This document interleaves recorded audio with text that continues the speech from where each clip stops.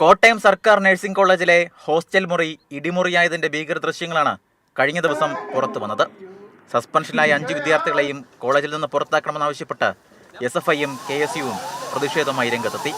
KBVP college പ്രിൻസിപ്പളെ ഉപരോധിച്ചു.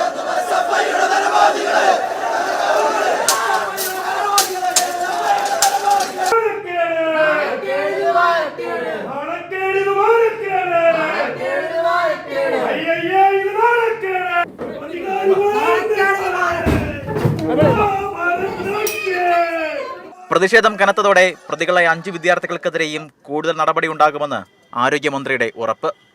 സസ്പെൻഷന് തീരേണ്ട ഒരു കാര്യമല്ലല്ലോ അത്. ആ സസ്പെൻഷന് തീരില്ല. അതിൽ സ്വീകരിക്കാവുന്ന പരമാവധി നടപടികൾ സ്വീകരിച്ചിരിക്കും. അത് മറ്റുള്ളവർക്കും ഒരു സന്ദേശമായിരിക്കും. വയനാട്ടിൽ സിദ്ധാർത്ഥന് സംഭവിച്ചതിന്റെ തുടർച്ചയാണ് കോട്ടയത്തെ നഴ്സിംഗ് കോളേജിൽ ഉണ്ടായതെന്ന് പ്രതിപക്ഷ നേതാവ്.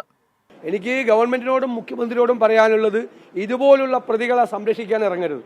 കർശനമായ നടപടികൾ സ്വീകരിച്ച്, വിട്ടുവീഴ്ചയില്ലാത്ത നടപടികൾ സ്വീകരിച്ച് മുന്നോട്ട് പോയില്ലെങ്കിൽ പല സ്ഥലത്തും ഇത് ആവർത്തിക്കപ്പെടും. അതേസമയം കേസിൽ കൂടുതൽ ഇരകളുണ്ടോ എന്നറിയാൻ കൂടുതൽ വിദ്യാർത്ഥികളിൽ നിന്ന് പോലീസ് മൊഴി രേഖപ്പെടുത്തും. വിശദമായ അന്വേഷണത്തിന് ശേഷമാകും പ്രതികളെ കസ്റ്റഡിയിൽ വാങ്ങുക. മാതൃഭൂമി ന്യൂസ്, കോട്ടയം.